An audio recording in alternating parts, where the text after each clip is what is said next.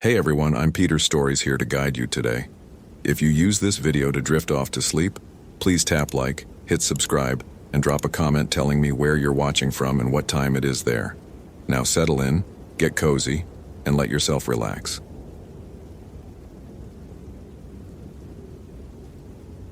Ryan's hands trembled as he stared at the torn fabric hanging from the pine branch, 12 feet above the forest floor. The bright yellow of Hannah's hiking jacket fluttered in the October wind like a warning flag, shredded and stained with something dark that wasn't mud. Hannah! His voice cracked through the silence of Cascade National Forest, echoing off the towering Douglas firs that seemed to lean inward, pressing against the narrow trail. The fabric was fresh, no weathering, no fading. She'd been here recently, very recently. 48 hours. That's how long his 16-year-old daughter had been missing from the youth group camping trip. The rangers had called off the official search at sunset, citing dangerous terrain and incoming weather. But Ryan couldn't stop. Wouldn't stop. Not with winter storms rolling in and temperatures dropping toward freezing. He reached up, stretching until his fingertips brushed the torn material. The moment he touched it, a sound rolled through the forest. Low, guttural, like nothing he'd ever heard. Not quite animal, not quite human. It seemed to come from everywhere and nowhere, vibrating through the ground beneath his boots. The sound cut off abruptly, leaving a silence that felt wrong. No birds, no insects, no wind. Even his own breathing seemed muted, as if the forest itself was holding its breath. Ryan pulled out his phone to photograph the evidence, but the screen remained black despite multiple attempts to power on. The device had worked fine an hour ago at the trailhead. Now it was dead weight in his pocket, like everything else electronic he'd brought. He stuffed Hannah's jacket fragment into his backpack and pressed deeper into the woods, following what might have been a game trail. The path was barely visible, marked only by broken branches and disturbed undergrowth. Someone, or something, had passed this way recently, leaving deep impressions in the soft earth. The tracks were wrong, too large for human feet, with long grooves that could have been claws. But mixed among them were smaller prints that made his heart race. Hannah's hiking boots, the distinctive waffle pattern he'd helped her choose just 3 months ago. As the afternoon light faded, filtered green through the canopy, Ryan noticed the trees around him were different. Older, massive trunks scarred by decades of storms, their bark carved with symbols he didn't recognize. Deep gouges formed crude patterns, spirals, intersecting lines, shapes that hurt to look at directly. The temperature dropped suddenly, as if he'd walked into an invisible wall of cold air. His breath misted with each exhale, and frost began forming on the nearby branches despite the October warmth he'd left behind just minutes earlier. If this story is giving you chills, follow for more quality terror. Could you survive in Ryan's place? Another sound echoed through the forest, closer this time. Rhythmic, deliberate, like heavy footsteps, but with too many beats per stride. Ryan froze, straining to identify the direction, but the acoustics of the dense woods made localization impossible. Then he saw the blood. A trail of dark spots led away from the carved trees, disappearing into a grove where the canopy grew so thick that daylight barely penetrated. The spots were fresh, still glistening. Hannah's blood. He was certain of it with the instinctive knowledge that only a parent could possess. Ryan followed the trail, his hiking boots crunching on fallen leaves that seemed to move on their own, rustling and shifting when he wasn't looking directly at them. The air grew thicker, harder to breathe, carrying scents of decay and something else. Something ancient and organic that made his stomach turn. The blood trail led to a clearing where the trees formed a perfect circle, their trunks twisted into unnatural spirals that defied everything he knew about how forests grew. In the center stood a structure that shouldn't exist, a framework of bones and branches woven together with what looked like human hair. Hanging from the structure were pieces of fabric, dozens of them in various stages of decay. Some recent, others so old they crumbled at the touch of wind. But at the base, arranged in a careful pattern, were Hannah's belongings. Her water bottle, her compass, her emergency whistle, and her backpack, slashed open, its contents scattered across the ground like an offering. Ryan's hand shook as he gathered his daughter's possessions, and that's when he felt it. The sensation of being watched by something vast and patient and utterly hostile. The forest had gone silent again, but now that silence felt predatory, like the held breath of a hunting cat. He turned slowly and saw them. Eyes. Dozens of pairs, reflecting what little light penetrated the canopy. They surrounded the clearing at various heights, some at ground level, others impossibly high in the trees, all focused on him with an intelligence that was alien and ancient and filled with territorial rage. A voice spoke from everywhere at once, not heard but felt, vibrating through his bones.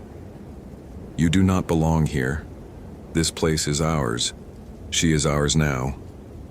Ryan's rational mind tried to process what was happening, to find logical explanations, but the primal part of his brain, the part that remembered when humans were prey, understood perfectly. He was being hunted by something that had claimed this territory long before any human had ever walked these mountains. But Hannah was here somewhere, close. He could feel it. "I want my daughter back," he said aloud, surprised by the steadiness of his own voice. The response came as movement in the trees. Branches swayed without wind, shadows shifted without cause.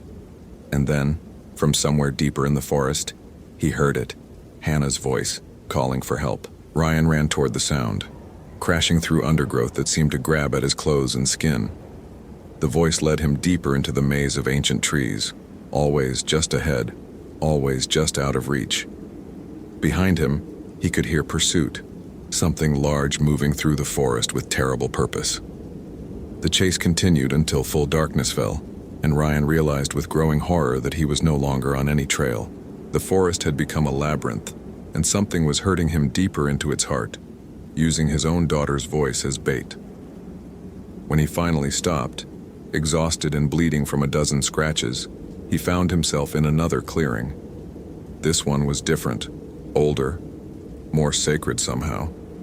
Stone monuments rose from the earth like broken teeth, and the air hummed with power that made his skin crawl. Hannah was there. She sat perfectly still against one of the stones, her eyes open but vacant, staring at nothing. Alive, but not present. Something had taken her mind, left only the shell behind as another offering to whatever claimed dominion over this cursed place. "Hannah!" Ryan rushed to her side, but when he touched her shoulder, she didn't respond. Her skin was cold, her breathing shallow. She was slipping away, becoming part of this place like all the others who had wandered too deep into territories that humans were never meant to enter. The Guardian emerged from the shadows then, not quite human, not quite animal, but something far older than both. It moved with the fluid grace of water and the inexorable power of stone, its form shifting in the darkness so that Ryan could never quite focus on what he was seeing. "She belongs to the forest now," it said without speaking. "As will you, if you do not leave before the moon reaches its peak." Ryan looked up through the canopy and saw Luna rising, already 3/4 visible. Maybe an hour before it reached its highest point. After that, according to the Guardian's promise, he would join Hannah in whatever twilight existence she now inhabited. But he was her father, and some bonds are stronger than ancient territorial claims. Hope you felt real chills. If you appreciate genuine horror, consider following. Which moment scared you most? The choice was impossible, but Ryan made it anyway. He would not leave without his daughter, even if it meant facing something that had defended these mountains since before his civilization existed. Love, he realized, could be just as primal and powerful as the ancient forces that ruled this haunted forest. In the end, some territories are worth fighting for, no matter how impossible the odds.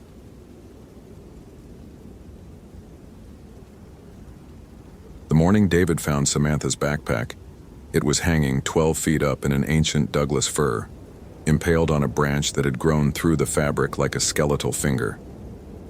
The ranger station had told him search and rescue would resume at daybreak, but David hadn't slept.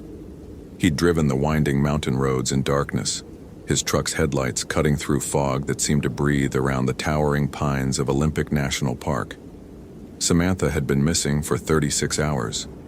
His daughter, 22 years old, an experienced hiker who knew better than to venture off marked trails. The backpack swayed gently in the windless morning air, 20 feet from the nearest tree trunk, impossible to reach without climbing gear. David circled the massive fir, his breath forming clouds in the September cold, trying to understand how her pack had ended up there. The canvas was torn, not by accident or wear, but by something with claws, deep parallel gashes that spoke of deliberate violence. Dark stains had soaked through the fabric, stains that looked too much like dried blood. But it was what fell from the pack when David shook the tree trunk that made his stomach clench with primal fear. Teeth. Human teeth. 3 molars that clinked against the forest floor like dice. David's hands trembled as he picked them up, recognizing the small gap between the canines. The same gap Samantha had refused to let him fix with braces when she was 12. These weren't lost teeth. They'd been torn out. A sound drifted through the trees then, low and rhythmic like chanting in a language that predated words. David's head snapped up, following the sound deeper into the forest where the morning light failed to penetrate the canopy. Every instinct screamed at him to run, to drive back to town and wait for the professionals. But these were his daughter's teeth in his palm, her blood on her pack, and somewhere in this wilderness she might still be alive. The trail disappeared 50 yards into the old-growth forest, but David pressed on, guided by broken branches and disturbed undergrowth that formed a path too deliberate to be accidental. The trees here were enormous, their trunks wide enough to hide a truck, their bark scarred with symbols that looked carved but felt grown, as if the wood itself had twisted into patterns of concentric circles and angular lines that hurt to look at directly. The chanting grew louder. David's phone had lost signal an hour ago, the GPS spinning uselessly as if the satellites themselves couldn't find this place. His compass needle swung in lazy circles, unable to find magnetic north. The air tasted of copper and rotting meat, and with each step forward the temperature dropped another degree. He found the first body at noon. It hung upside down from a massive cedar, arms spread wide and bound to the lower branches with what looked like sinew. The man had been dead for weeks, maybe months, his body perfectly preserved by the cold and something else David didn't want to think about. The corpse's mouth was open in a silent scream. Empty of teeth and carved into his forehead was the same angular symbol David had seen in the bark. A ranger's uniform hung in tatters from the desiccated frame. The name tag read, Torres. If this story is giving you chills, follow for more quality terror. Could you survive in David's place? David stumbled backward, his boot catching on a root that felt too much like a finger. He landed hard, his hand sinking into earth that squelched with moisture that wasn't water. The ground beneath the hanging man was dark with old blood, and as David tried to stand, his fingers touched something buried in the soft soil. More teeth. Dozens of them yellowed with age, some still attached to fragments of jawbone. The chanting stopped. In the sudden silence, David heard his own ragged breathing, the frantic hammering of his heart, and underneath it all a sound like footsteps circling him just beyond the edge of sight. The footsteps didn't follow any human rhythm. They came in clusters of 3. Pause, then 3 more, as if whatever made them had too many legs or not enough. A branch cracked to his left. David spun toward the sound, but saw only shadows between the trees that seemed to move independently of the wind. The shadows were wrong, too dark, too solid, and they rippled like water when his eyes focused on them directly. Another crack, this time behind him. David ran. Branches whipped at his face as he crashed through the undergrowth, following what he hoped was the path back to his truck. But the forest had changed. The trees seemed closer together, their branches intertwined overhead in patterns that blocked out the sky. The carved symbols appeared everywhere now, burned into trunks, scratched into stones, even formed by the way fallen logs had arranged themselves across the path. He stumbled into a clearing and stopped short. In the center stood a circle of standing stones, each one the height of a man and carved with spiraling patterns that seemed to writhe in his peripheral vision. At the base of each stone lay a pile of bones, picked clean and arranged with ceremonial precision. Skulls, rib cages, femurs stacked like cordwood. And there, in the center of the circle, was Samantha. She sat with her back against a smaller stone, her hiking clothes torn and stained. Her eyes were open but wrong, rolled back so only the whites showed, and her mouth moved in the same rhythmic chanting David had been following. Blood trickled from the corners of her lips where her teeth had been. "Samantha!" David rushed toward her but stopped when her head turned to track his movement without her eyes focusing on him. The chanting never paused, even as she smiled with her ruined mouth. "She hears the old words now," said a voice behind him. David spun around. A figure stood at the edge of the clearing, tall and gaunt, wearing skins that might have once been human.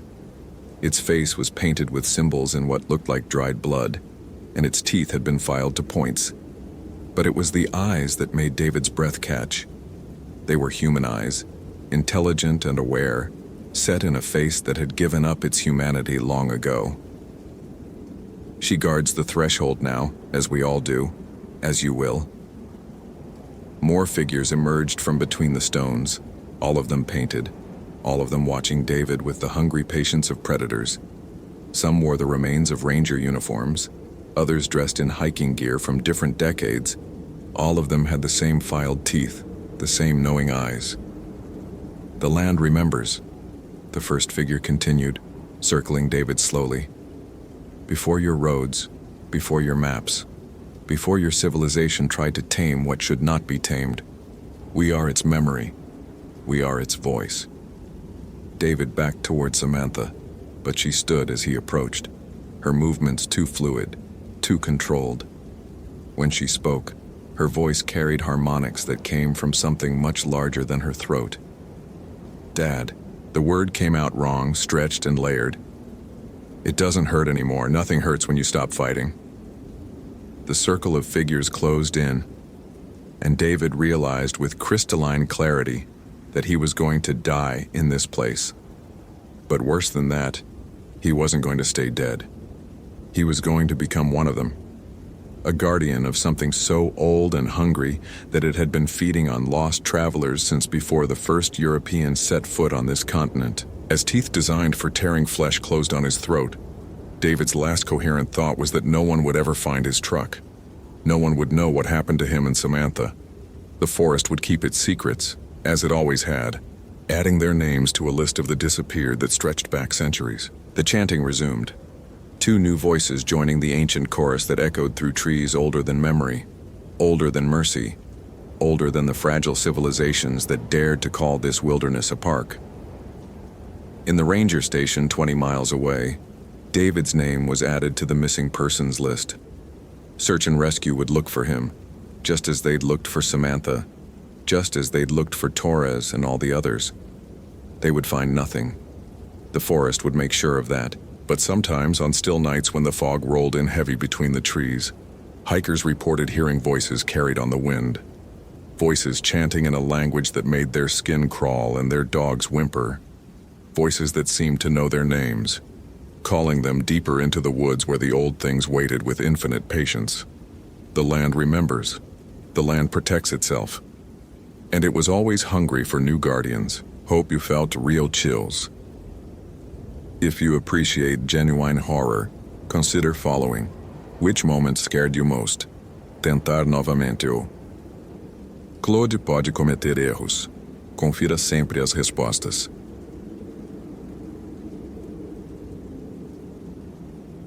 Michael Thompson adjusted his GPS device for the third time in 10 minutes, though the coordinates hadn't changed. 3 days. That's how long Dr. Sarah Martinez had been missing from the remote research station in Yellowstone's backcountry, and that's how long the Park Service had been giving him bureaucratic runarounds about search protocols. As a forensic analyst with 15 years of experience, Michael had seen enough missing person cases to know the statistics. After 72 hours in wilderness like this, you usually stopped looking for survivors and started looking for remains. But Sarah wasn't just another statistic. She was his former colleague from the Geological Survey, and her research into prehistoric settlement patterns had been groundbreaking. The trail markers ended 2 miles back. Now he was following Sarah's GPS breadcrumbs through terrain that wasn't supposed to exist on any official map. The forest around him felt wrong in ways his analytical mind struggled to categorize. The trees grew in two perfect circles, as if planted rather than naturally occurring. The silence was absolute. No bird calls, no insect hum, nothing except the sound of his own breathing and the crunch of pine needles under his boots. Sarah's last transmission had been precise, clinical. Found the petroglyphs. They're not Native American. Dating suggests pre-Columbian by at least 2,000 years. Going deeper into the site, then nothing. Michael checked his radio again. Static. His satellite phone showed no signal, which shouldn't have been possible this close to the main park roads. Technology had never failed him before. It was the one constant he could rely on when human behavior became unpredictable. The first sign appeared carved into a massive Douglas fir, symbols that hurt to look at directly, as if they existed in too many dimensions for his eyes to process. He photographed them with hands that trembled slightly, telling himself it was just the cold. The symbols seemed familiar, though he was certain he'd never seen anything like them in any archaeological database. Sarah's equipment lay scattered in a clearing 50 yards ahead. Her laptop, still running, displayed her research notes. Michael's breath caught as he read the final entry, time-stamped 36 hours ago. The symbols aren't warnings, they're boundaries, and I think I've crossed them. Below that, in handwriting that became increasingly erratic, something's watching, has been watching for hours. Can't see it, but can feel it, like standing too close to a high-voltage line. The air tastes metallic. The trees are moving, but there's no wind. Michael looked up from the screen.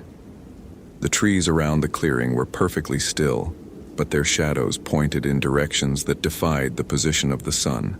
His compass spun wildly, unable to find magnetic north. A sound echoed through the forest. Not quite human, not quite animal. It seemed to come from everywhere and nowhere, vibrating through the ground and into his bones.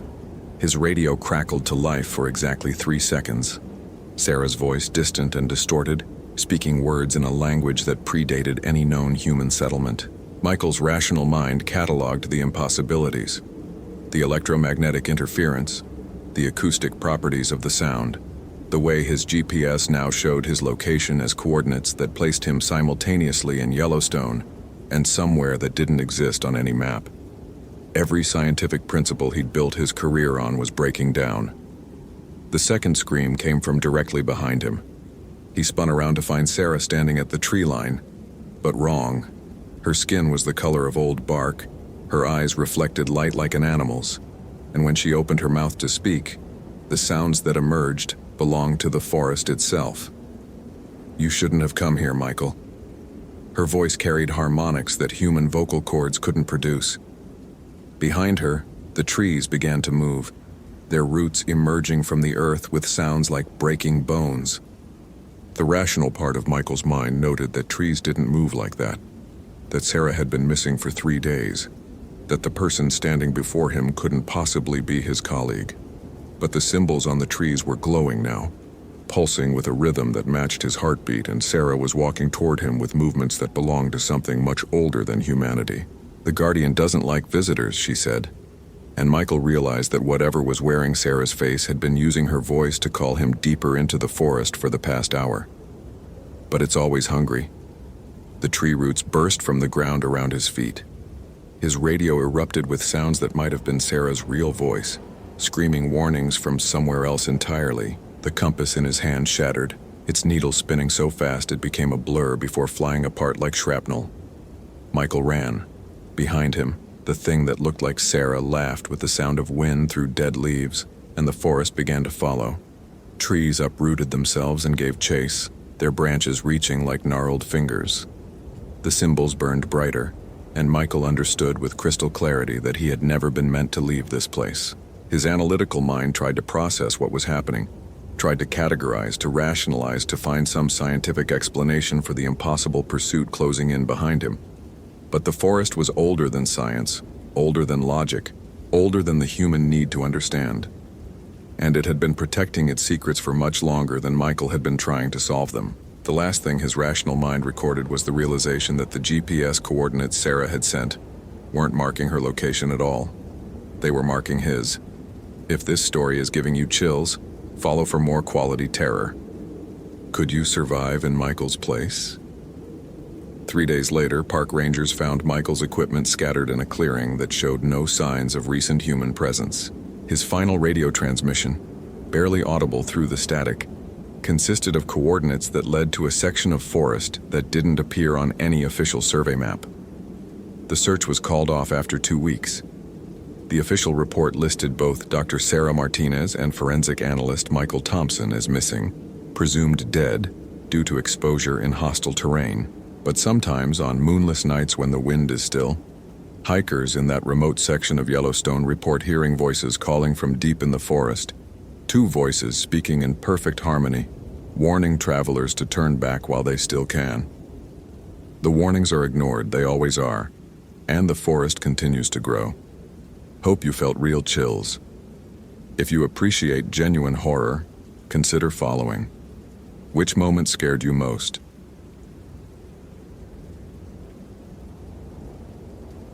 Michael adjusted his GPS unit for the 3rd time in 20 minutes.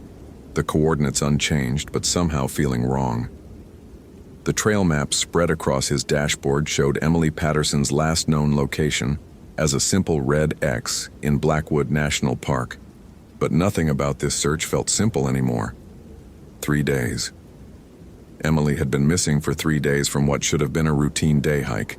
Michael had coordinated hundreds of search and rescue operations in his 12 years with the Forest Service, and missing hikers followed predictable patterns. They got turned around on familiar trails, followed stream beds in the wrong direction, or took shelter and waited for help. They didn't simply vanish from well-marked paths with no trace. The parking area at Whispering Pines trailhead was empty, except for Emily's blue Honda Civic, still locked with her purse visible on the passenger seat. Michael pulled his field notes from his jacket pocket, reviewing the timeline again. Emily had texted her roommate at 10:47 a.m. saying she was starting the hike. Her phone last pinged the cell tower at 11:23 a.m., then nothing. The trail she'd chosen was a moderate 5-mile loop that should have taken 3 hours maximum. Michael shouldered his pack and started up the trail, following the route Emily would have taken. The morning fog clung to the pine needles, creating shifting curtains of gray that made the familiar forest feel somehow altered. He'd hiked this trail dozens of times, but today the landmark seemed displaced, as if someone had rearranged the landscape while he wasn't looking. At the 2-mile marker, Michael found Emily's first piece of evidence. A granola bar wrapper caught on a thornberry bush, exactly where someone might stop for a snack. He photographed it from multiple angles, then continued deeper into the forest. The logical investigator in him cataloged every detail. Fresh deer tracks in the mud, recent rainfall, no signs of struggle or deviation from the path. But something felt wrong. The wrongness started as a whisper in the back of his mind, so faint he almost dismissed it as fatigue. Michael had been working 18-hour days since Emily's disappearance, coordinating with local law enforcement and organizing volunteer search parties. Stress played tricks on the mind. Yet as he rounded the bend toward Miller's Creek, the whisper grew more insistent. She's still here. Michael stopped walking. He hadn't heard anything, hadn't seen movement in his peripheral vision, but somehow he knew with absolute certainty that he was no longer alone. His training kicked in, and he scanned the tree line methodically, looking for anything out of place. Dense forest stretched in every direction, punctuated by moss-covered boulders and fallen logs. Nothing moved except the fog. She's watching you. The thought came unbidden, formed in his own mental voice, but carrying a weight that felt foreign. Michael shook his head and checked his radio. "Base, this is Unit 7. I'm at mile marker 2. No sign of the subject yet." Static crackled through the speaker, then cleared. "Copy that, Unit 7. Any findings?" "Found a granola wrapper. Continuing search pattern." Michael clipped the radio back to his belt, but his hands were trembling slightly. When had his hands started trembling? The trail descended toward the creek, where Emily would have stopped to refill her water bottle. Michael had seen her hiking gear inventory. She was experienced, well-prepared, careful. She wouldn't have wandered off the marked path. But as he approached the creek crossing, Michael noticed something that made his stomach tighten. Footprints in the mud. Emily's hiking boots, size 7, the distinctive tread pattern he'd memorized from photographs. But they weren't following the trail. They led directly into the forest, toward a section of old-growth trees so dense that the canopy blocked most of the daylight. Follow them. Michael knelt beside the footprints, taking measurements and photographs. The prints were clear, recent, definitely Emily's. But they led away from the established trail toward terrain that would challenge even experienced hikers. Why would she have gone that way? Because she heard the voice too. Michael straightened so quickly that he stumbled backward. The thought had felt like his own reasoning, his own deductive process, but it carried information he didn't possess. What voice? He pulled out his field notes and reviewed Emily's psychological profile. No history of mental illness, no medications that might cause confusion or disorientation. She was a graduate student in environmental science, rational and methodical in her approach to hiking, like him. The comparison sent an unexpected chill through Michael's chest. He'd always prided himself on his analytical mind, his ability to remain calm and logical under pressure. Missing persons cases were puzzles to be solved through careful observation and systematic investigation. But standing in the filtered light beside Miller's Creek, Michael felt his certainty beginning to crack. She fought it at first, just like you're fighting now. Stop. Michael spoke aloud to the empty forest, his voice sharper than intended. He was talking to himself, which was concerning but not unprecedented during solo operations. Stress manifestation, fatigue-induced audio hallucinations, perfectly explainable phenomena that he'd documented in other search and rescue personnel. But the footprints leading into the dense forest were real. Michael activated his GPS tracker and followed Emily's trail into the trees. The undergrowth was thick here, requiring him to push through tangles of vine maple and salmonberry bushes. The deeper he went, the more the footprints seemed to multiply. Emily's size 7 hiking boots, but now accompanied by other impressions in the soft earth. Bare feet, small hands pressed into the mud. Marks that looked almost like children's handprints except for the length of the fingers. They welcomed her. They'll welcome you too. Michael stopped and forced himself to breathe slowly, methodically. He was experiencing some form of stress reaction, possibly combined with altitude sickness or dehydration. The logical explanation was that he was seeing patterns in random marks left by animals. Bears, deer, maybe raccoons. His mind was interpreting natural forest floor disturbances as something more sinister because of the high-stress situation. But when he looked at his own hands, they were covered in mud he didn't remember touching. If this story is giving you chills, follow for more quality terror. Could you survive in Michael's place? The realization hit him like cold water. Michael stared at his muddy palms, trying to reconstruct the last few minutes. He remembered kneeling beside the creek, photographing Emily's footprints. He remembered pushing through the undergrowth, but he couldn't recall touching the ground with his bare hands, couldn't remember when or why his palms had gotten covered in the dark, rich soil of the forest floor. You're learning to listen. Michael wiped his hands on his pants, leaving dark streaks on the fabric.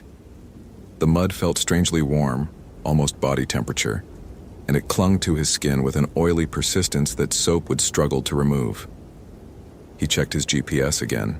According to the device, he'd traveled nearly a mile into unmarked forest, far beyond where Emily's footprints should have led. But he could see them clearly ahead of him, pressed into the earth like a trail of breadcrumbs leading deeper into the woods. The rational part of Michael's mind, the part that had guided him through 12 years of successful search and rescue operations, began cataloging inconsistencies. GPS devices didn't simply malfunction without warning. Footprints didn't extend beyond the logical range of human travel. Mud didn't maintain body temperature in ambient forest conditions. Logic is just another cage. The voice in his head was becoming clearer, more distinct from his own thoughts. It carried a cadence that felt ancient, patient, like something that had been waiting in these woods for a very long time. Michael pulled out his radio, hands shaking more violently now. Base, this is Unit 7. I need backup at my current location. Static, then more static. The radio that had worked perfectly an hour ago now produced nothing but white noise. She called for help too, right before she understood. Michael's breathing was becoming rapid and shallow. Panic response, he told himself. Textbook stress reaction to equipment failure during a solo operation. But when he tried to remember exactly what he'd understood about Emily's case an hour ago, the details felt slippery, unreliable. Had she been missing for 3 days or 3 weeks? Had she been hiking alone or with someone else? Does it matter? You're here now. You're listening now. The footprints ahead of him were changing. Emily's hiking boots were still visible, but they were being joined by other marks. Long, thin impressions that might have been made by elongated toes. Parallel gouges in the earth that looked disturbingly like claw marks. And everywhere, those small handprints with the impossibly long fingers. Michael knelt beside one of the marks, his analytical mind automatically measuring and photographing, even as another part of his consciousness screamed warnings. The handprint was small, child-sized, but the proportions were wrong. The fingers extended nearly to his wrist when he held his own hand above it for comparison. Children change when they listen long enough. Adults take longer, but they change too. This isn't real. Michael spoke aloud again, hoping that his own voice would anchor him to reality. I'm experiencing some form of psychological break, stress-induced hallucinations combined with possible environmental factors. But his voice sounded different in the thick air beneath the trees. Hollow, as if the forest was absorbing the sound before it could fully form. Emily said the same thing, right up until she joined them. Michael looked up from the handprint and felt his world tilt sideways. Ahead of him, barely visible through the dense undergrowth, stood a figure in hiking gear. Emily's red jacket, Emily's dark hair pulled back in a ponytail, Emily's face turned toward him with an expression of patient invitation. Emily, Michael's voice cracked. Emily Patterson. The figure that looked like Emily smiled, and Michael's stomach lurched. The smile was too wide, stretching beyond the normal boundaries of human facial structure, and her eyes were completely black, as if someone had filled them with the dark mud of the forest floor. She's been waiting for you, Michael. We've all been waiting. Michael stumbled backward, his rational mind finally fragmenting under the weight of impossibility. The figure that looked like Emily began walking toward him, and with each step her proportions seemed to shift slightly. Her arms too long, her fingers extending past where they should have ended, her gait suggesting joints that bent in directions human anatomy didn't permit. You're not Emily. Michael's voice was barely a whisper. I'm all the Emily that matters now. Just like you'll be all the Michael that matters. Other figures began emerging from the trees. Some wore modern hiking gear, others were dressed in clothing from different decades. A few appeared to be children, though their elongated limbs and black eyes suggested something that had never been human at all. They moved with the patient, coordinated purpose of a pack, surrounding Michael in a loose circle that gradually tightened. The forest needs us, Michael. It feeds on us. And in return, we become something more than we ever were alone. Michael's radio crackled to life. Unit 7, this is base.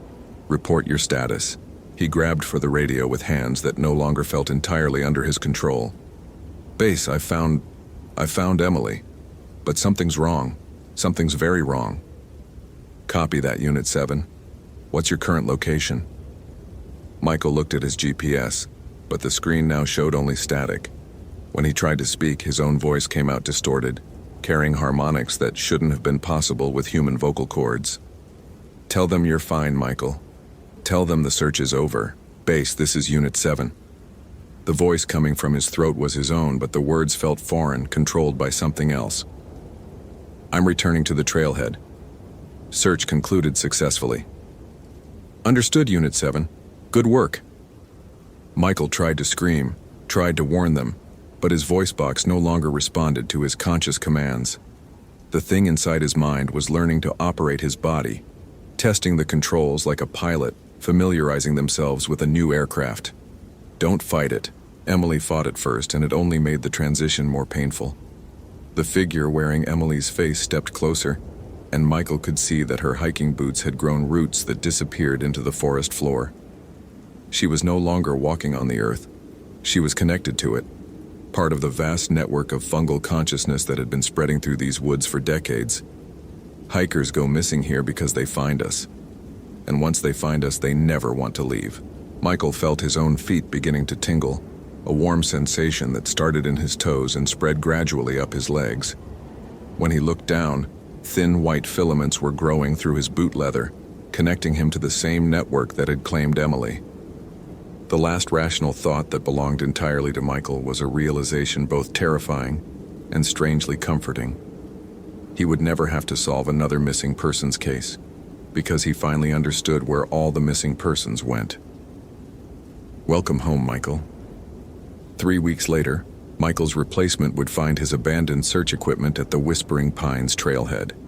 The GPS would show his last known location as mile marker 2, near Miller's Creek. The official report would classify both Michael and Emily as missing persons, presumed dead after an extensive search revealed no trace of either individual. But sometimes, on foggy mornings when the light filtered through the trees just right, other hikers would report seeing figures in the forest. People in hiking gear who smiled too widely and beckoned them off the established trails. People whose eyes reflected no light and whose voices carried impossible harmonics that made the listener want to follow them deeper into the woods.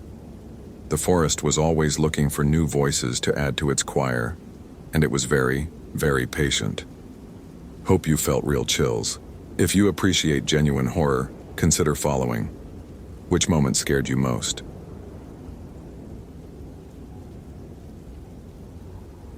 Ryan Kellerman adjusted his wire-rimmed glasses and stepped over the yellow police tape with the practiced indifference of someone who had seen it all before.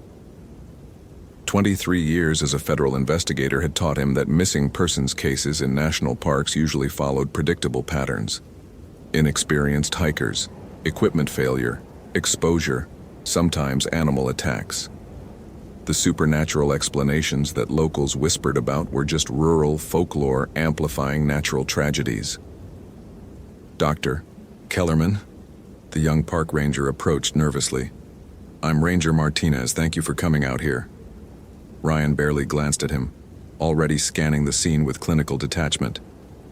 Where was Megan Lawson last seen? Her campsite was here, but... Martinez hesitated. Sir, there are some things about this case that don't quite... I'm sure there are. Ryan cut him off, kneeling beside the abandoned tent. People panic. Imagination fills gaps. Stories get embellished. I need facts, not folklore. The tent stood perfectly intact. No tears, no signs of struggle. Megan's belongings were arranged with obsessive precision. Sleeping bag folded into exact thirds. Cooking gear stacked in perfect geometric patterns. Even her boots lined up with military precision. Ryan frowned. The positioning was too deliberate, too ritualistic for someone simply packing up camp. This is how you found everything? Exactly as is. We haven't touched anything. Martinez swallowed hard. But Dr. Kellerman, there's something else. The trees. Ryan looked up impatiently, then froze. Every tree in a perfect 40-foot circle around the campsite had been stripped of its bark from exactly shoulder height down to the ground. The exposed wood underneath was carved with symbols, spiraling patterns that seemed to writhe and shift when he stared at them directly. The cuts were too deep, too clean, as if something had peeled the bark away with superhuman strength. Tool marks? Ryan asked, though his voice had lost some of its earlier confidence. We thought so initially, but... Martinez pointed to one of the trees. Look closer. Ryan approached the nearest oak and his breath caught. The bark hadn't been cut. It had been torn away in long, precise strips, but there were no tool marks, no blade patterns. Instead, embedded deep in the wood were what looked unmistakably like claw marks. But the spacing was wrong, too wide for any known animal, and the gouges went impossibly deep into the hardwood. Bears don't. No, sir, they don't. Martinez's voice was barely a whisper. And there's more.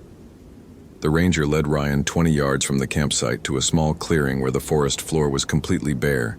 No grass, no fallen leaves, no undergrowth. The earth was packed hard as concrete and stained a deep rust color that Ryan's scientific mind didn't want to identify. In the center of the clearing stood a structure that made his mouth go dry. 12 saplings had been driven into the ground in a perfect circle, their tops bent inward and woven together to form a dome-like cage. Inside, scattered across the stained earth, were pieces of clothing that Martinez confirmed belonged to Megan. But the clothes weren't torn or scattered randomly. They had been arranged in the same obsessive, ritualistic pattern as her campsite, forming symbols that hurt to look at directly. "This is impossible," Ryan muttered, circling the structure. "The labor involved, the precision. One person couldn't have done this overnight." "Sir," Martinez said quietly, "we've had 3 other disappearances in this area over the past 18 months. Different seasons, different access points, but all involving lone campers. And all the sites—" He gestured helplessly at the cage. "They all had these." Ryan pulled out his digital camera, but as he raised it to photograph the structure, the LCD screen flickered and died. He tried his cell phone, completely dead, though it had been fully charged an hour ago. Even his digital recorder had shut down completely. "Equipment malfunction," he said automatically, but his voice sounded hollow even to himself. A sound made them both freeze, a low, rhythmic drumming that seemed to come from deep underground. The packed earth beneath their feet vibrated with each beat, and the woven saplings began to sway despite the complete absence of wind. The rust-colored stains on the ground seemed to darken and spread as they watched. "We need to leave," Martinez whispered, backing toward the tree line. "Now." But as they turned to go, Ryan saw something that shattered his worldview completely. The trees surrounding the clearing, massive oaks and pines that would take decades to grow, were moving.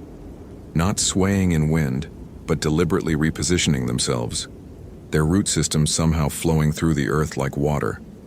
The gaps between them were closing, the path they had used to enter narrowing with each passing second. The drumming grew louder, and now it was accompanied by something else. A sound like rushing wind, but underneath it, Ryan could swear he heard voices. Ancient voices speaking in no language he recognized, chanting in harmony with the underground rhythm. "Dr. Kellerman," Martinez grabbed his arm. "The trees are—" Ryan shook him off, his scientific mind still refusing to accept what his eyes were showing him. "There has to be an explanation. Subsidence, underground water movement, some kind of seismic activity." A branch crashed down between them, missing Ryan's head by inches. He looked up to see the canopy above writhing like a living thing, branches reaching down with obvious intent. The chanting grew louder, and now he could make out shapes moving in the shadows between the trees. Tall, impossibly thin figures that seemed to be part of the forest itself. "Run," Martinez breathed, but when they turned toward what should have been their exit, they found only an impenetrable wall of thorn-covered vines that definitely hadn't been there minutes before. They were trapped in the clearing, surrounded by a forest that was very much alive and very much hostile. The drumming stopped abruptly, and in the sudden silence, Ryan heard footsteps approaching through the undergrowth. Slow, deliberate steps that cracked twigs and displaced stones. But when he looked toward the sound, he saw only shadows moving between trees that continued to shift and close ranks around them. Something was coming. Something that had taken Megan and 3 others. Something that had the power to command the forest itself.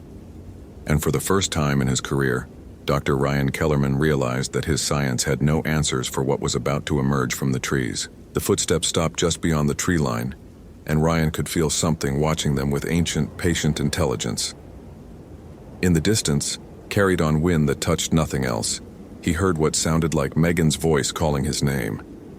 But Megan had been missing for 3 days. If this story is giving you chills, follow for more quality terror.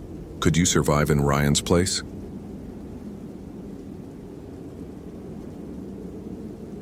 Matthew adjusted his wire-rimmed glasses and spread the topographical map across the hood of his Jeep Cherokee. 3 days. Sarah Chen had been missing for 3 days from Olympic National Park, and the search patterns weren't adding up. As a senior analyst for the National Park Service's Search and Rescue Coordination, Matthew approached every case like a mathematical equation, variables, probabilities, logical outcomes. The missing hiker's last known position was mile marker 7 on the Ho River Trail. Standard protocol suggested she'd either taken a wrong turn at the junction or suffered an injury within a 2-mile radius. But something felt wrong. The inconsistencies in witness reports, the strange gaps in her digital footprint, the way her camping gear had been found arranged in a perfect circle rather than scattered by wildlife. Matthew started walking the trail, his GPS unit beeping steadily. Sarah's footprints were clear in the mud until mile marker 6.3, where they simply stopped. Not like she'd turned around, not like she'd stepped onto rocks. They just ended, as if she'd been lifted straight up into the canopy. Focus on the evidence, he told himself, photographing the scene. There's always a logical explanation. But as he knelt beside the last footprint, something whispered in his mind. Not heard, but felt. Like fingers tracing across his thoughts, the whisper carried Sarah's voice. "Matthew, help me. It's inside my head." He jerked upright, scanning the forest. "Hello? Sarah?" His voice echoed back, distorted somehow, as if the trees were laughing. Matthew shook his head. Auditory hallucinations weren't uncommon in stressful search operations. He'd documented the phenomenon himself in his quarterly reports, but as he continued down the trail, the whisper returned, stronger this time, and with it came images that weren't his own. Flashes of Sarah running through darkness, something pursuing her that moved like liquid shadow. The GPS signal died at mile marker 58. His satellite phone showed no service. His compass spun wildly before stopping at a direction that didn't exist on any map. Matthew's analytical mind began cataloging rational explanations. Magnetic anomaly, equipment failure, altitude sickness. But another part of him, a part that was growing louder with each step, whispered different words. Words about things that lived in the spaces between thoughts, feeding on logic until nothing remained but screaming madness. By the time he reached the clearing where Sarah's tent should have been, Matthew found himself speaking aloud to voices that answered back in languages he'd never learned but somehow understood. The words crawled out of his mouth like living things, and when he tried to remember his own name, all he could think was, "Sarah, Sarah, join us, Sarah." But his name wasn't Sarah, was it? The thing that wore his thoughts like a coat smiled with his face and kept walking deeper into the woods, where other voices waited, patient and hungry, ready to make room for one more mind in their endless, screaming chorus. Behind him, Matthew's body continued moving, but Matthew, the real Matthew, was already gone, dissolved into the collective that whispered sweet promises of logic and reason, while it slowly, methodically, drove him completely insane. If this story is giving you chills, follow for more quality terror. Could you survive in Matthew's place? The last entry in his field notebook, written in handwriting that wasn't quite his own, read, "Subject successfully integrated. Cognitive patterns harvested. Beginning search for additional specimens. The analyst has become analyzed. Hope you felt real chills. If you appreciate genuine horror, consider following. Which moment scared you most?"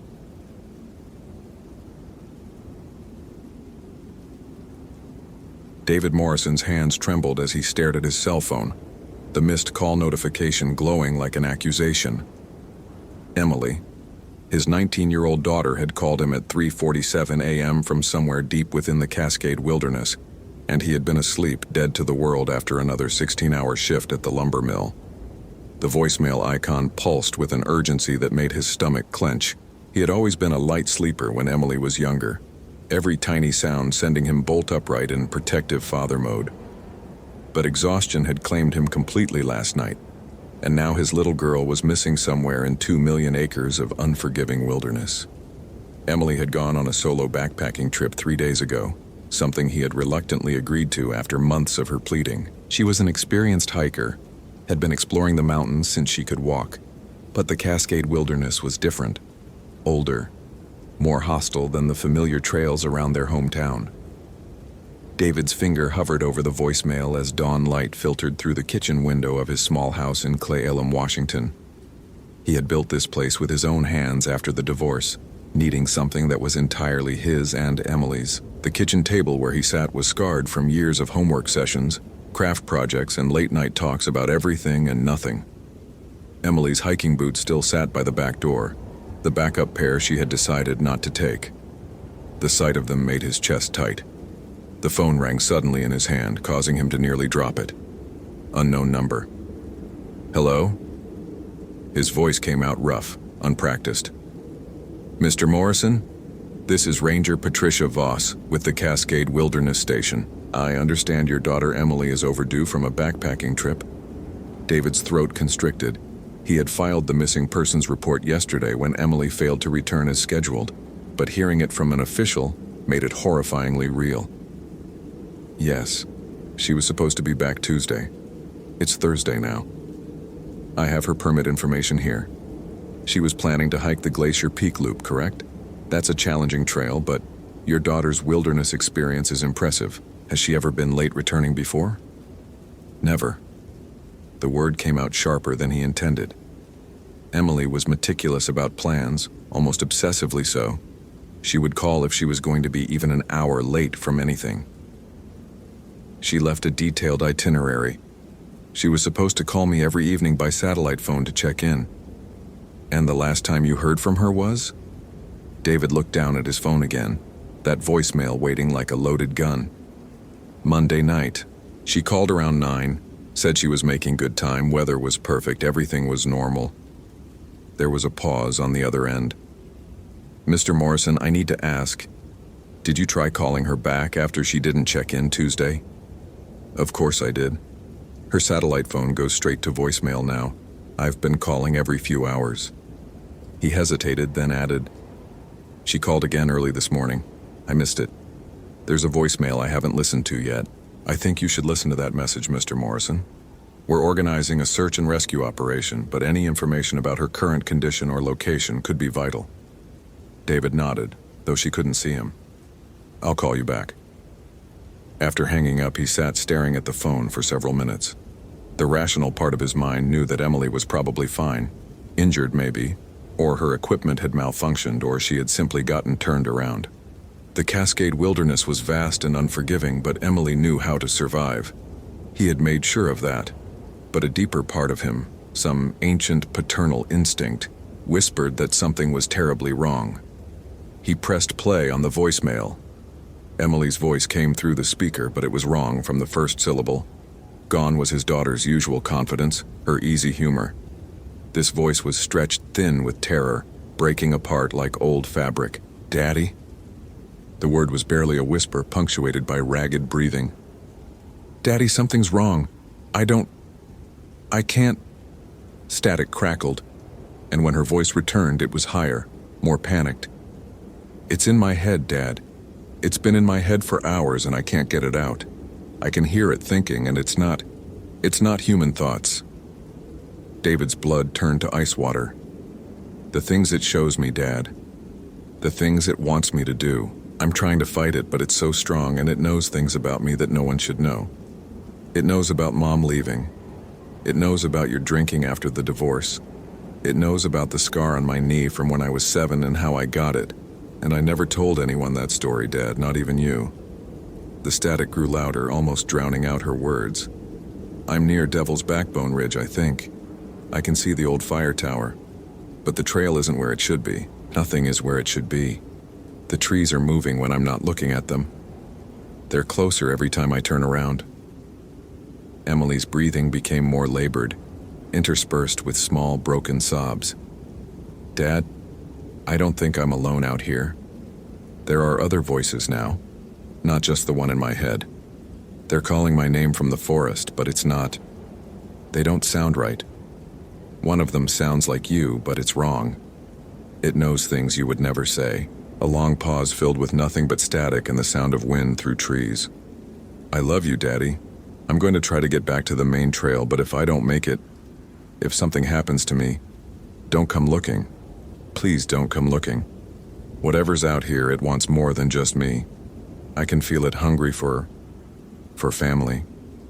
It wants us both. The message cut off abruptly. David stared at the phone, his hands shaking so violently he could barely hold it. He played the message again, then again, each time catching new details that made his skin crawl. Emily's voice carried a quality he had never heard before.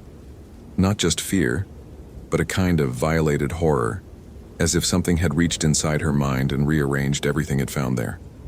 Devil's Backbone Ridge. He knew it well, had hiked there countless times in his younger days. It was a remote area in the heart of the wilderness, accessible only by a grueling 2-day hike from the nearest trailhead. If Emily was there, if she was hurt or lost, or worse, then every minute counted. He called Ranger Voss back immediately. "I listened to the message," he said without preamble. "She's at Devil's Backbone Ridge. Something's wrong with her, really wrong. She's talking about voices, about something in her head." "Mr. Morrison, people under extreme stress in wilderness situations can experience hallucinations, paranoia, even temporary psychosis. Dehydration, hypothermia, altitude sickness. This isn't hypothermia." His voice was sharp enough to cut. "I know my daughter. She's experienced, she's prepared, and she doesn't panic. Something is out there with her." A pause. "We'll include Devil's Backbone Ridge in our search grid. I have to warn you, though, that's some of the most difficult terrain in the wilderness. Our teams won't be able to reach that area until tomorrow at the earliest, and only if weather conditions permit." Tomorrow? David was already moving toward his bedroom, pulling gear from his closet. She could be dead by tomorrow. "Mr. Morrison, I cannot stress this enough. Do not attempt to go in there alone. The terrain is extremely dangerous, the weather is deteriorating, and you don't have wilderness training.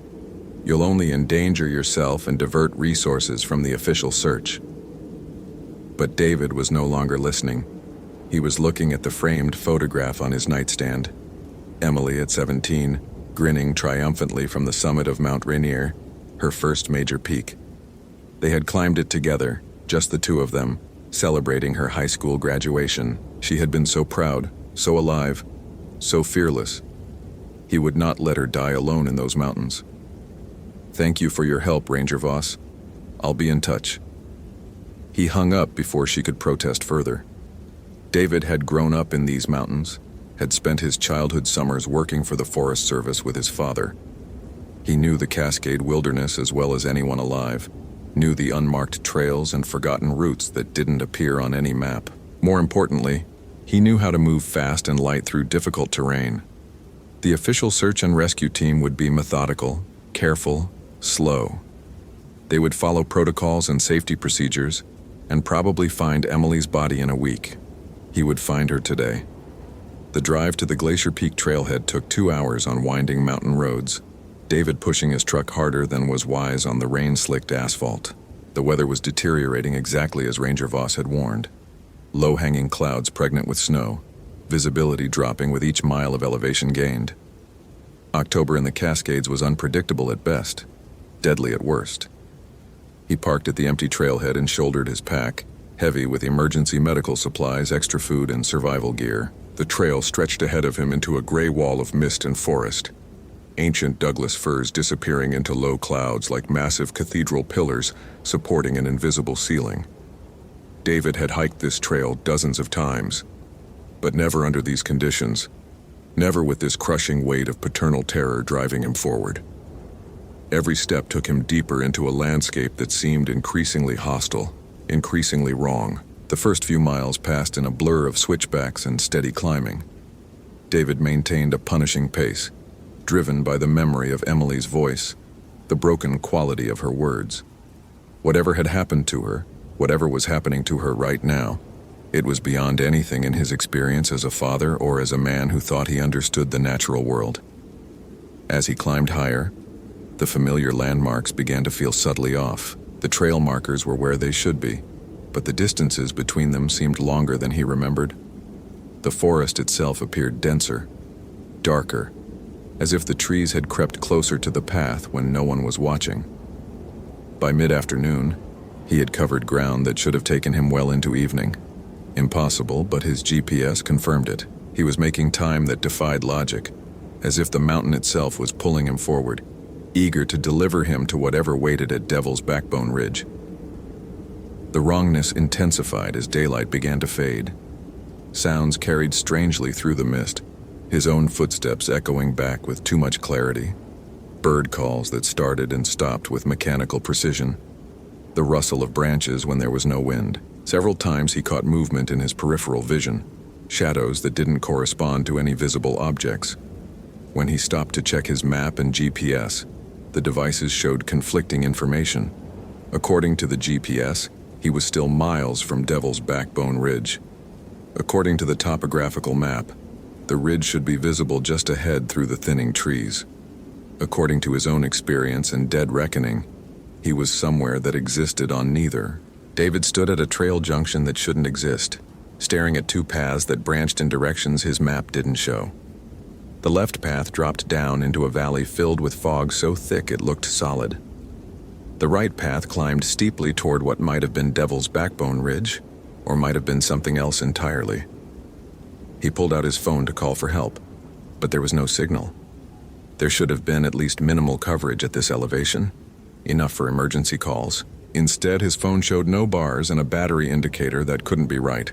It read 43%, though he had started with a full charge only hours ago.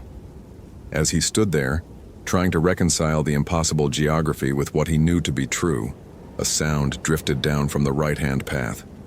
A voice, distant but clear, calling his name. David. He froze. The voice was Emily's, but wrong in the same way her voicemail had been wrong. Too hollow, too perfectly articulated, as if something was carefully reproducing human speech without quite understanding how it should sound. David, I'm up here. I need help. Every instinct screamed at him to turn around, to retreat to the main trail and wait for professional search teams. But it was Emily's voice, distorted or not, and she was his daughter. He had failed her by sleeping through her call for help. He would not fail her again. David took the right-hand path. The trail climbed through increasingly twisted terrain, switchbacking up slopes that seemed far steeper than anything he remembered from previous visits to this area. The fog grew thicker rather than thinner as he gained elevation, reducing visibility to mere yards. The trees pressed closer to the trail, their branches intertwining overhead to form a tunnel of green-black shadows. David, the voice came again, closer now but somehow more distant, as if Emily were calling to him from the bottom of a deep well. He quickened his pace, slipping occasionally on rocks made treacherous by moisture and decay. Something was following him. The realization crept into his consciousness gradually, an accumulation of small wrongnesses that finally cohered into certainty, footsteps that matched his own rhythm but came from slightly behind and to the left, breathing that wasn't quite synchronized with his own, the sense of being observed by something that understood the importance of remaining hidden. David stopped abruptly and turned around. The trail behind him was empty, disappearing into fog after a few yards. But the sense of presence remained stronger now, as if his watcher had moved closer during the moment of direct attention. Hello? His voice sounded thin and fragile in the dense air. Emily, are you there? No response except the whisper of wind through needles and the distant drip of condensation from invisible branches. He continued climbing, but now every step felt like a violation, an intrusion into territory that belonged to something else. The very air seemed to resist his passage, growing thicker and harder to breathe despite the elevation. His headlamp, though it should have been unnecessary in daylight, barely penetrated the unnatural darkness that gathered between the trees. When David finally emerged onto what had to be Devil's Backbone Ridge, the sight that greeted him made no sense. The ridge was there, recognizable from his previous visits, but everything else was wrong.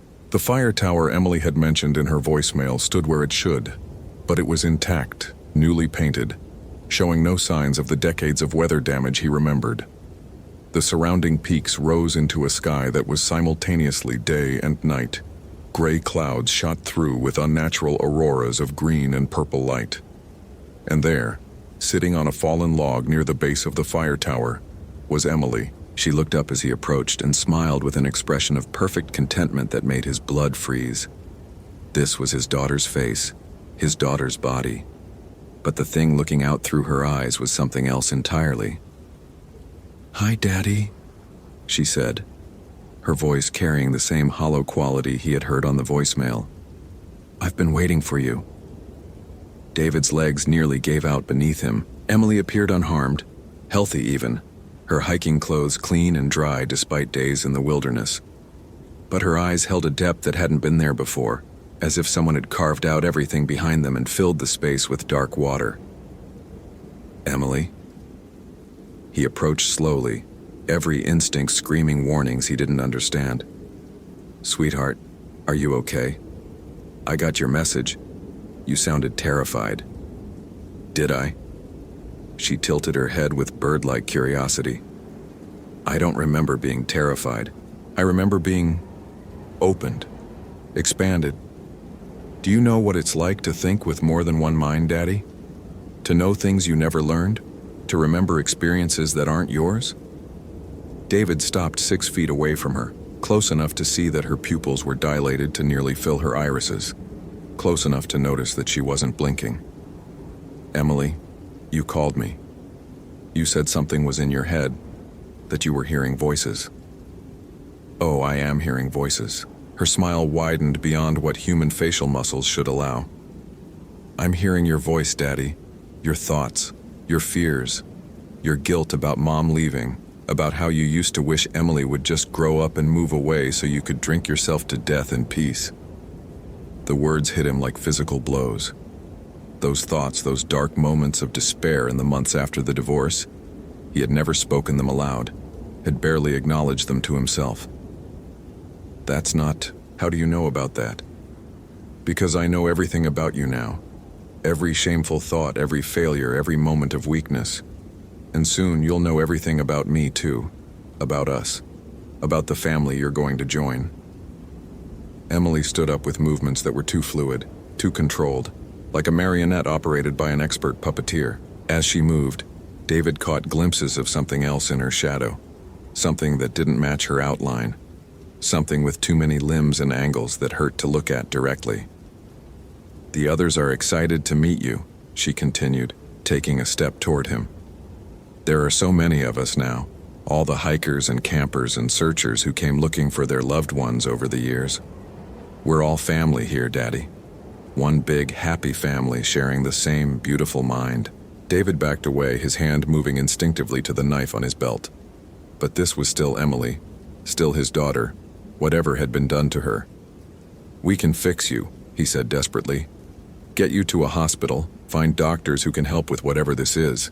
Parasites, drugs, some kind of psychological break." "Psychological break?"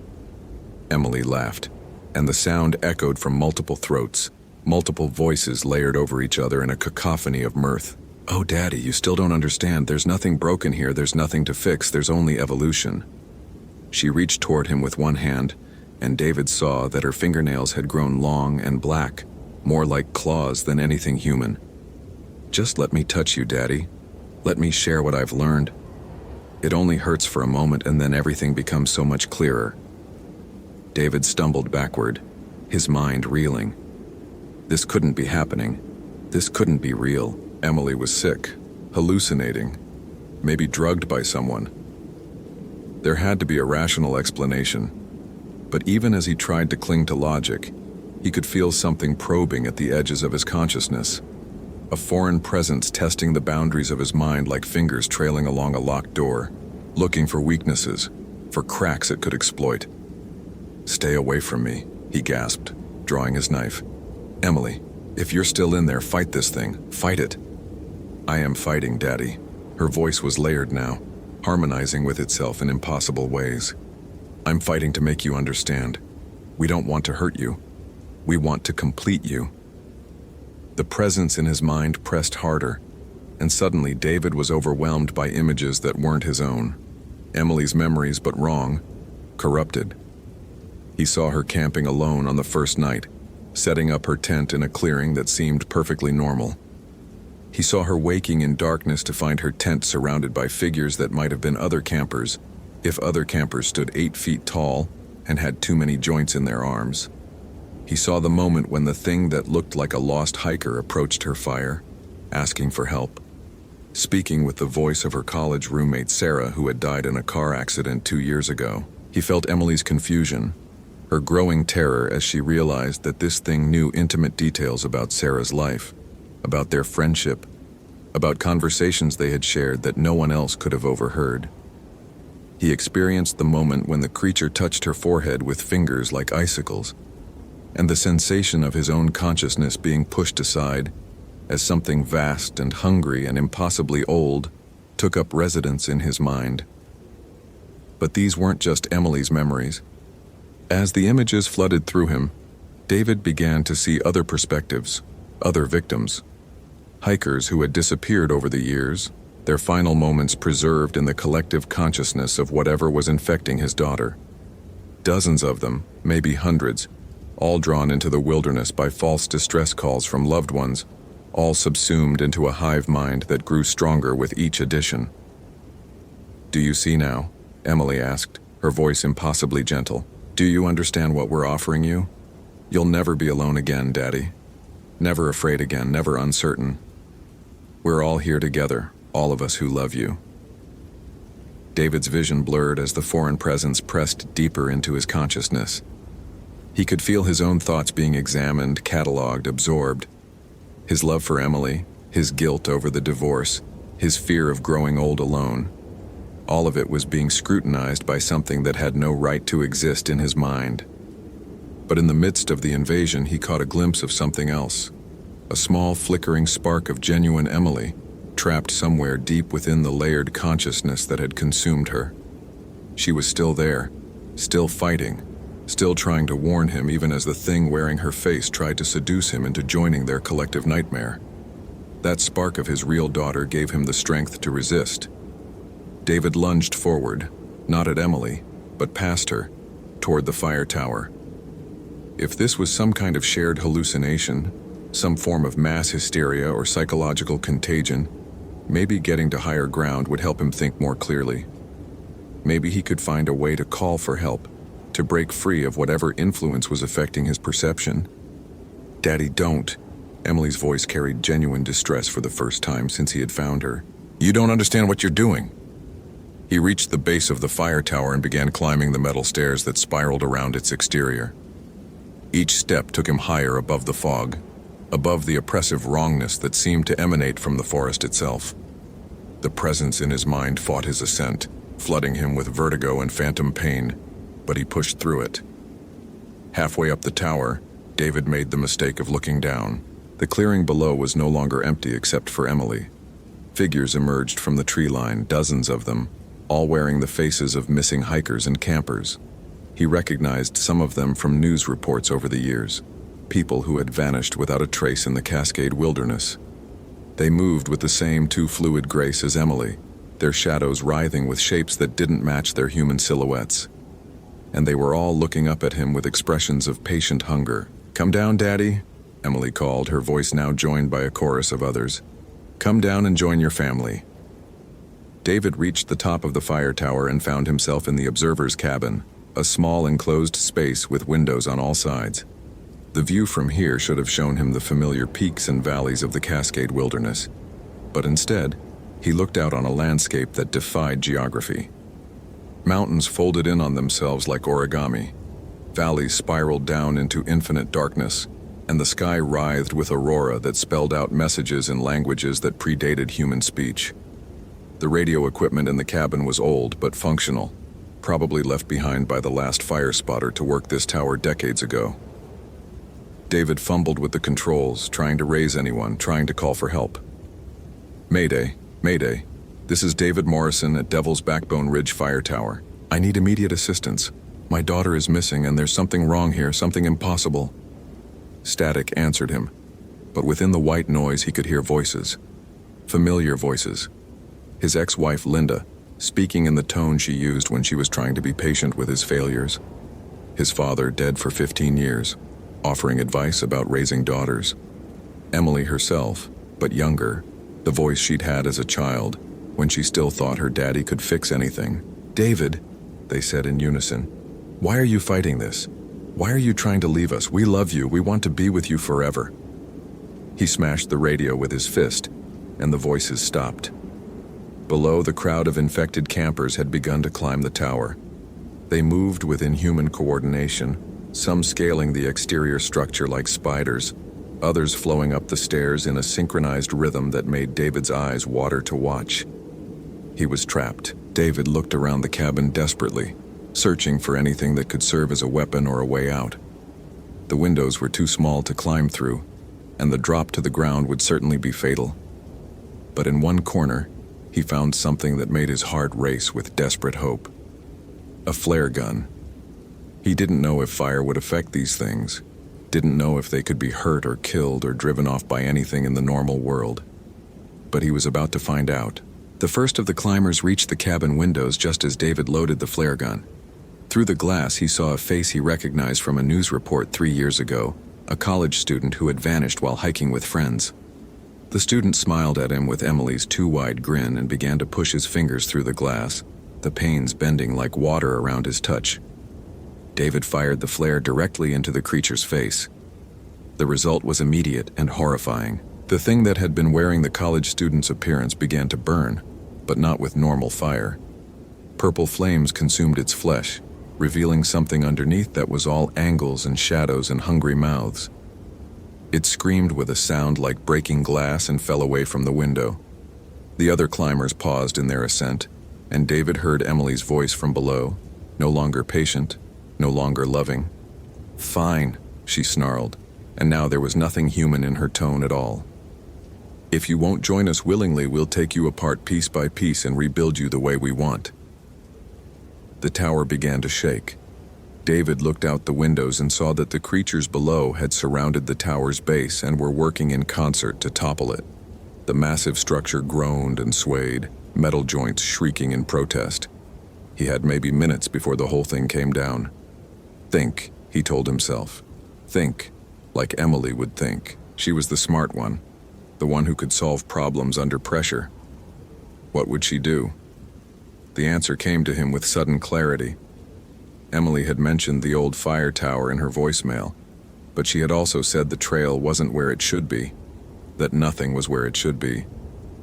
If this whole experience was some kind of shared hallucination or psychic manipulation, then maybe the rules of physical reality were more flexible than they appeared. Maybe he didn't have to play by the rules these things expected.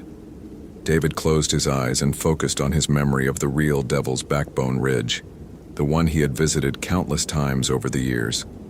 He pictured the actual trail, the real fire tower, the genuine geography of this place as it existed in the waking world. He held that image in his mind with desperate intensity, using his love for Emily and his knowledge of these mountains as anchors to reality. When he opened his eyes, the tower had stopped shaking. The creatures below were still there, still trying to topple the structure, but their efforts were becoming less coordinated, less effective. Whatever reality distortion they were using to create this nightmare landscape was beginning to falter under the weight of David's certainty about what was real. But the effort was costing him. He could feel the presence in his mind fighting back, trying to overwhelm his sense of reality with its own twisted version of truth. Images flooded his consciousness. Emily's death, Linda leaving him, his father's disappointment, every failure and fear and moment of weakness he had ever experienced. "You're weak," the presence whispered in his mind. "You're alone. You've always been alone. Let us fix that. Let us make you part of something greater." David gritted his teeth and held on to the image of the real world, but he could feel his grip slipping. The presence was too strong, too vast, and he was just one tired, desperate father fighting against something that had consumed dozens of minds over the years. Then he heard Emily's voice, but different this time. Clearer. Younger. "Daddy, remember the story?" He almost lost his concentration. This was Emily's voice as she had been when she was 8 years old, on the night when thunderstorms had kept her awake and afraid. She had climbed into his bed and asked him to tell her a story that would keep the monsters away. Remember the story about the brave princess and the dragon that lived in people's heads? David's eyes snapped open. He remembered that story, one he had improvised on the spot to help Emily deal with her nightmares.